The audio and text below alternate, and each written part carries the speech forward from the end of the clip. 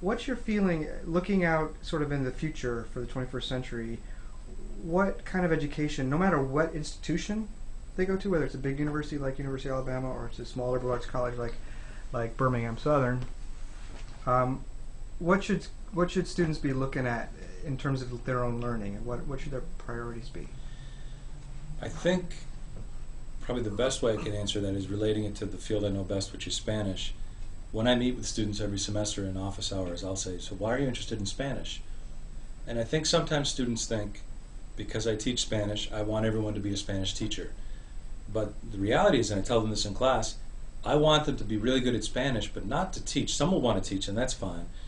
But I found in my 7 years here, some want to teach Spanish, more want to use Spanish in business, or Spanish in law, or Spanish in the military, or Spanish in religious service. We have a lot of students who have relationships with mission churches in Mexico or Guatemala or other areas in Latin America, and it's quite helpful to speak Spanish and help with that.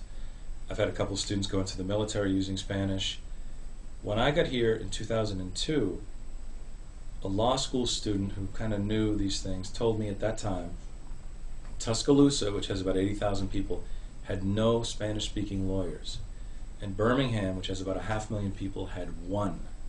Now, there were law offices with a Spanish-speaking paralegal or secretary, but I would tell my students, you want to be a lawyer and you speak Spanish and you move to Birmingham, there aren't many of you, and that's a wonderful thing for your business and for the Hispanic community.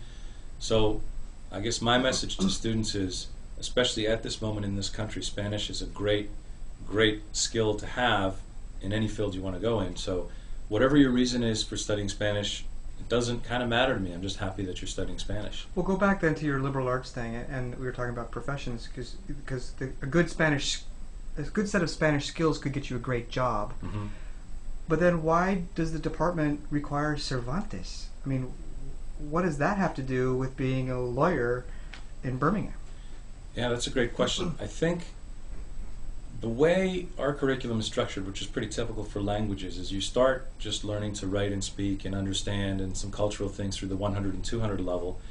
Then you learn about civilization and some history, and then pretty much at the higher levels it's about linguistics or literature, mostly literature. I'm okay with that, and I think, of course, I love Don Quixote.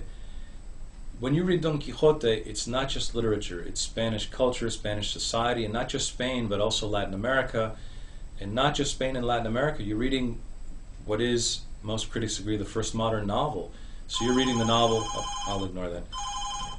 You're reading the novel that, Dostoevsky read. You're reading the novel that all the great novelists have read. And that's a fun thing to teach and to learn, I think, for students. Plus, it's a great story. It's a great story. It's a fun story. I tell students, don't be scared, laugh or cry or whatever, but just enjoy it. That's great. Thanks, Bill. Sure.